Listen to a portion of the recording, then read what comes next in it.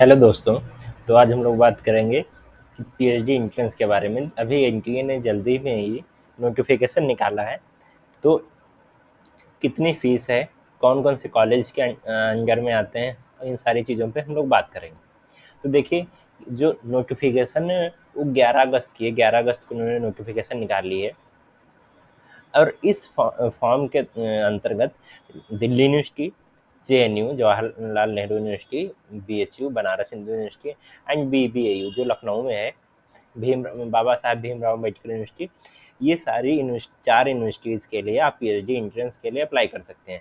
अब आपको सिर्फ एक पेपर देना हो, एक टेस्ट पेपर होगा, उन्हीं से इन चारों यूनिवर्सिटीज़ में आप एडमिशन ले सकते हैं। कॉमन एंट्रेंस टेस्ट है, ठीक है। तो जो ये टेस्ट है, ये इसकी डेट देखिए 9 अगस्त से फॉर्म आ चुके हैं। 9 अगस्त से आप अप्लाई कर सकते हैं। जो लास्ट डेट है वो 8 सितंबर 2023 है। 8 सितंबर को सिर्फ आप 9 बजे तक ही अप्लाई कर पाएंगे, उसके बाद फॉर्म क्लोज हो जाएगा। अब देखिए, जैसे मान लीजिए आपने फॉर्म भर दिया लेकिन फीस नहीं पेमेंट की है, तो आप 8 सितंबर को 2023 11:50 तक आप फीस पेमेंट कर सकते हैं, ठीक है। अब देखिए, मान लीजिए कभी कभी ऐसा होता है कि फॉर्म भर रहे हैं तो कुछ गलतियां हो जाती हैं, तो उन गलतियों के करेक्शन के लिए जो विंडो खुलेगी वो 9 सितंबर से 10 सितंबर के बीच में रहेगी, ठीक है, 11:50 तक। अब कहाँ एग्जामिनेशन होगा, सीटैट एग्जामिनेशन, ये अभी कोई डेट नहीं आई, मतलब सिटी अभी आए नहीं है। जब एडमिट कार्ड आएगा तब आपको पता चल जाएगा। जो एडमिट कार्ड है, एडमिट कार्ड कब आएगा, तो जो एडमिट कार्ड है वो 3 दिन पहले आएगा। तो जैसे मान लीजिए जब एग्ज़ाम होगा उसके 3 दिन पहले आपका एडमिट कार्ड आएगा। डेट ऑफ एग्जामिनेशन अभी नहीं बताई इन लोगों ने। जो ड्यूरेशन होगा एग्जामिनेशन का वो 180 मिनट होगा, ठीक है, 180 मिनट, 3 घंटे चलेगा। अब जो वेबसाइट इन्होंने दी हुई हैं वो एक NTA.ac.in, एक PhD एंट्रेंस समर, यहाँ से आप इस वेबसाइट से समर.ac.in, यहाँ पे जाके आप फॉर्म फिल कर सकते हैं, ठीक है। अब देखिए, जो मीडियम ऑफ एग्जामिनेशन क्या क्या होगा, तो जो मीडियम ऑफ एग्जामिनेशन है वो इंग्लिश एंड हिंदी बोथ होगा, ठीक है। लेकिन जो पेपर होते हैं वो मेनली इंग्लिश में होंगे। जो साइंस सब्जेक्ट हैं वो सिर्फ इंग्लिश में होंगे, ठीक है। बाकी जो सब्जेक्ट्स हैं, जैसे मान लीजिए आर्ट, कल्चर, ये सब है, ह्यूमैनिटीज़, इनमें दोनों मीडियम्स होंगे, लेकिन साइंस के सारे सब्जेक्ट्स जो हैं सिर्फ इंग्लिश में होंगे। Language test would be in their respective language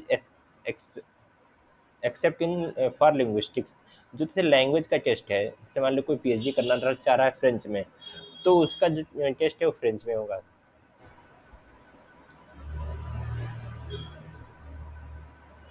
अब देखिए, जो तुम्हारे सब्जेक्ट्स हैं, लगभग 100 सब्जेक्ट्स हैं जिसमें आप पीएचडी के लिए अप्लाई कर सकते हैं। अब देखिए क्या बात करते हैं, जो क्वेश्चन पेपर होगा उसमें 2 सेक्शन होंगे। सेक्शन 1 होगा रिसर्च मेथडोलॉजी, दूसरा होगा सब्जेक्ट स्पेसिफिक। जो रिसर्च मेथडोलॉजी है उससे ये पता पूछा जाएगा कि आप रिसर्च कैसे करते हैं, बेसिक चीज़ें। सब्जेक्ट स्पेसिफिक, मान लीजिए कोई आपका हिस्ट्री सब्जेक्ट है तो इसमें सिर्फ हिस्ट्री से रिलेटेड क्वेश्चन पूछे जाएंगे। एक जो पेपर है उसमें 100 MCQ होंगे, ठीक है। जो क्वेश्चंस हैं ऑल कंपलसरी हैं, आपको 100 के 100 अटेम्प्ट करने हैं। यदि आप कोई अटेम्प्ट नहीं करते हैं तो उसके लिए 0 मार्क मिलेगा, नहीं तो नेगेटिव मार्क्स रहेगा, ठीक है। Candidate can choose a maximum of 3 courses. अब देखिए, मान लीजिए आप 2 सब्जेक्ट में पीएचडी अप्लाई करना चाह रहे हैं, ठीक है, तो आप मैक्सिमम 3 कोर्सेज में ही अप्लाई कर सकते हैं, 3 से ज़्यादा नहीं कर सकते हैं। अब देखिए, जो इम्पॉर्टेंट इंस्ट्रक्शंस हैं कि कैसे अप्लाई करना है, तो जो ये फॉर्म है सिर्फ ऑनलाइन मोड में ही अप्लाई करना है और कोई मोड एक्सेप्टेबल नहीं होगा। अब जो फॉर्म अप्लाई करने की वेबसाइट है, ये वेबसाइट है, इस पे जाके आपको अप्लाई करना है। फिर उसके बाद क्या होता है, देखिए अब बात करते हैं कि फ़ीस कितनी होगी। जैसे हमने बात कर ली कि 3 से ज़्यादा सब्जेक्ट में अप्लाई नहीं कर सकते हैं, तो फीस के बारे में बात करते हैं। तो देखिए, हम्म, अब देखिए, जो आप मैक्सिमम 3 पेपर के लिए अप्लाई कर सकते हैं, ठीक है। तो जो एक एक पेपर के लिए अप्लाई करेंगे, फर्स्ट पेपर के लिए अप्लाई करेंगे,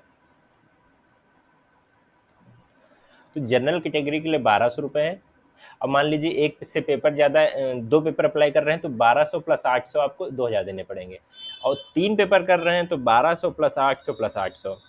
फिर ओबीसी के लिए 1100 रुपये है, SC/ST के लिए 1000 रुपये है, ट्रांसजेंडर के लिए 1000 रुपये है, और जो फिजिकली हैंडीकैप्ड है उनके लिए भी 1000 रुपये है। जब पेमेंट आप यूपीआई कार्ड, क्रेडिट कार्ड या डेबिट कार्ड से कर सकते हैं। और ये सारी ये जो इंपॉर्टेंट डेट्स हैं इनके बारे में मैं डिस्कस कर चुका हूँ। तो अब देखते हैं कि फॉर्म कैसे अप्लाई किया जाएगा। तो चलते हैं।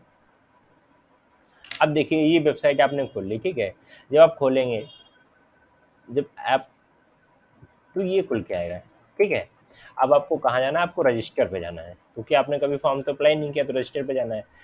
ये तो ये इन्फॉर्मेशन बुलेटिन है, यदि आप पढ़ना चाहें तो डाउनलोड करके पढ़ सकते हैं। नीचे आइए, अब इस पर क्लिक करिए, I have downloaded the information bulletin of PhD, click here to proceed. अब देखिए इसमें पर्सनल डिटेल्स भरनी है, कैंडिडेट का नाम, father's name, mother's name, guardian's name. अब गार्जियंस नेम ही फादर्स नेम होगा तो फादर्स हैं।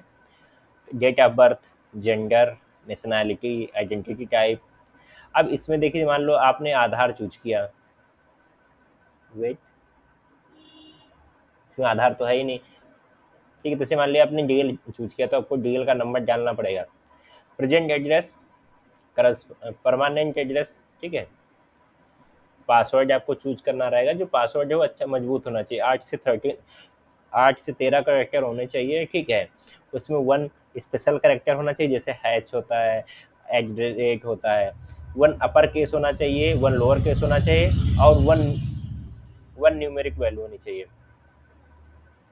अभी सारी चीज़ें फिल करने के बाद सबमिट करेंगे तो आप आगे की डिटेल्स भरने को कहेगा, ठीक है। दूसरे स्टेप में और डिटेल्स भरने के बाद आपको फीस पेमेंट करना पड़ेगा। अब कौन कितने पेपर के लिए आप अप्लाई कर रहे हैं उस हिसाब से आपको पेमेंट करना पड़ेगा, ठीक है। अब देखिए बात करते हैं कि इससे फ़ायदा क्या होगा। इससे फ़ायदा ये होगा हमारा पीएचडी में कि हम एक ही पेपर के, एक ही एंट्रेंस के तहत एक ही सब्जेक्ट में, जैसे मान लीजिए आपको हिस्ट्री में करना चाह रहे हैं पीएचडी, ठीक है, तो आपको एक ही पेपर देना पड़ेगा। पहले क्या होता था कि डीयू का अलग पेपर होता था, पीएचडी का, बीएचयू का अलग होता था, सबका अलग अलग होता था। लेकिन इस बार आप एक ही फॉर्म फिल करेंगे और सारी यूनिवर्सिटीज़ के लिए एलिजिबल होंगे। तो इससे ये फ़ायदा होता है कि आपको अलग अलग नहीं पढ़ना पड़ेगा। जैसे डीयू का पेपर पैटर्न कुछ अलग होता है, बीएचयू का कुछ अलग होता है, ठीक है। अब आपको अलग अलग नहीं पढ़ना है, सिर्फ एक ही चीज़ पढ़ेंगे और उस पेपर के थ्रू एक ही चीज़ पढ़ के जाएंगे, पेपर देंगे, उस पेपर के थ्रू आप चारों यूनिवर्सिटीज़ में आपकी रैंक के हिसाब से एलिजिबल होंगे कि कौन सी यूनिवर्सिटीज़ में आप अप्लाई कर सकते हैं, ठीक है। तो बहुत वीडियो देखने के लिए बहुत बहुत धन्यवाद।